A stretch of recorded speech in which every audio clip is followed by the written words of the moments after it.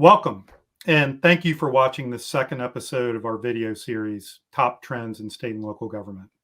These videos are a series of discussions with industry experts that aim to shed light on current trends and technology in the realm of local governments and public policy. I'm Andy Pittman, Director of Health and Human Services Solutions at Microsoft. Today, we're talking with Jess Maneely, the Manager of Process Innovation on the Influence team at the American Public Human Services Association, more commonly known as APHSA. Jess is responsible for leading the design and execution of APHSA strategies to help state and local governments build organizational capacity for customer-centered, equitable process improvements. Before joining APHSA, Jess worked for Benefits Data Trust, where she led technical assistance projects with state agencies, managed process improvement and evaluation efforts, and developed publications on public benefit policy issues. Welcome, Jess. Thank you. Nice to be here. Microsoft considers the HHS market through the perspective of constituents' interactions with governments throughout their lives. This is depicted in this timeline diagram we're showing right now. As we talk about APHSA's views, let's use this taxonomy as a basis for our discussion. Through all these programs, even though they're all important, for the past couple years, governments and companies that serve them have been spending a lot of time on Medicaid, child welfare, and child support enforcement modernization. And these efforts continue. But what's your perspective on these programs for 2023 and beyond? And do you foresee other HHS programs or perhaps connections across program areas emerging as new focal points? Yeah, absolutely. So as you mentioned in my introduction, I work on process innovation at APHSA, and a primary focus for my team is simplifying access to and participation in programs from a customer perspective. So central to that focus are the connections between and alignment across programs and supportive services, especially those that serve similar populations. So from that perspective, I really do see all agencies at all levels, from federal to state to local, leaning into practices like prioritizing coordination between nutrition programs like SNAP and WIC, for example. Also leveraging data sets across agencies. So for example, an agency that administers SNAP, foster care, and Medicaid, leveraging data sets across those agencies to close participation gaps. And another thing we're seeing is state agencies and local agencies deploying technology linkages through modern tech like APIs or integrated systems that can automate application and enrollment processes so that it's easier for people, customers, to access and receive supports and services for which they're eligible. Jess, please tell us more about what process innovation entails for the health and human services sector. Sure. At its core, process innovation explores and improves how health and human services are delivered. So process innovation efforts are initiatives that transform the systems and modes of service delivery through customer-centered approaches that minimize barriers, eliminate redundancies, and reduce administrative burden for staff. Process innovation is a solution-focused and evidence-based approach to delivering services to achieve desired outcomes, always with that desired future state in mind. So it is about swift learning and willingness to test new methods to identify more effective strategies. APHSA actually just launched a community of practice for process innovation to lend space to this emerging focus area for our administrators.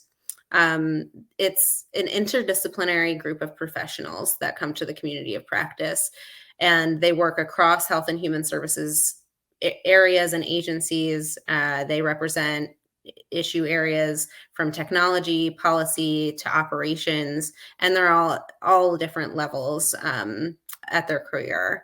And in our meetings, the practitioners that join come together to convene regularly and share promising person-centered process improvements to enhance their service delivery and improve customer experience across different program areas. So In early conversations with this group, we learned that to be successful, process innovation really needs to focus on balancing compliance with risk and innovation to modernize human services. And that's really a core challenge for our public administrators today. When successful, process innovation allows agencies to be proactive rather than reactive and streamlines work across programs and levels of governance. Much of what APHSA focuses on is in line with the Health and Human Services value curve, as I'm showing in the second diagram. This model is meant to inform the ways that health and human service systems, organizations, and communities work together to better achieve more equitable outcomes for everyone. Are you seeing any progress on this front, Jess? And is there any new technology or tools helping in these efforts? Absolutely. We are seeing tremendous progress at all levels of government, truly. Of course, there's still a ways to go to get to that generative state, but I really can't overstate the commitment to embedding lived experience and community voice in government that we've been witnessing at APHSA from our membership, especially over the last couple of years.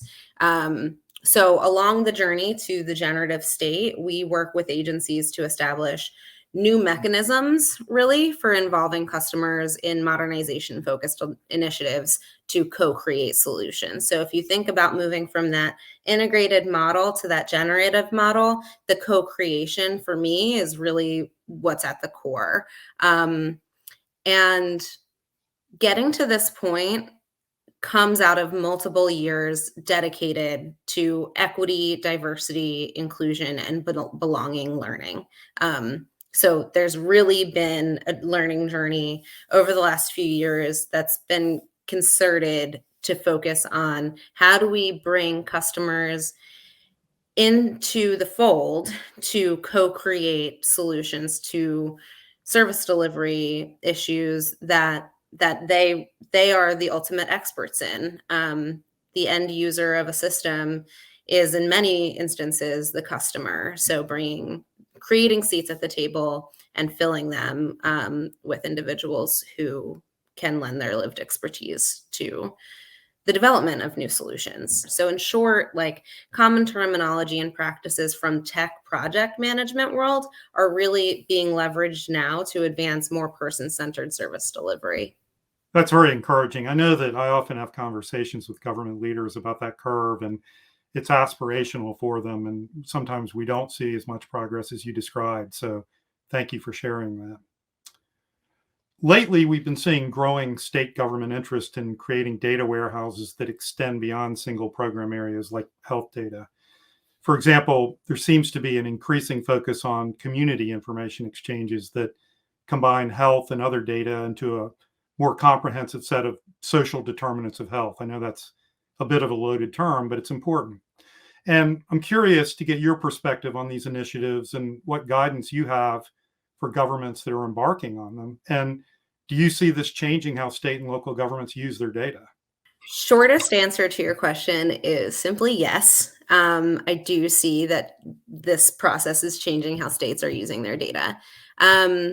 The concept of data sharing, in my experience, has evolved a lot over the last few years. I see some states still working to execute data sharing agreements between separate agencies, for example, to produce cross-program data matches. But at this point, I feel from what I see is there's actually a well-established legal and policy precedent at this point in most cases for states to embark on these efforts, which with a lot less trepidation than 5 years ago. So the conversation is evolving, and we're seeing states forging even more modern data sharing mechanisms like the warehouses you mentioned. I feel like at the end of the day, deeper access to data might, for example, showcase a need to improve service delivery timeframes for customers, or try and tackle churn, or really just take a look at that analysis of your data and find where you need to simplify internal business processes and improve efficiency. Those are great ideas. And my experience is that so many of the big Health and Human Service program areas are compartmentalized simply because of the federal funding.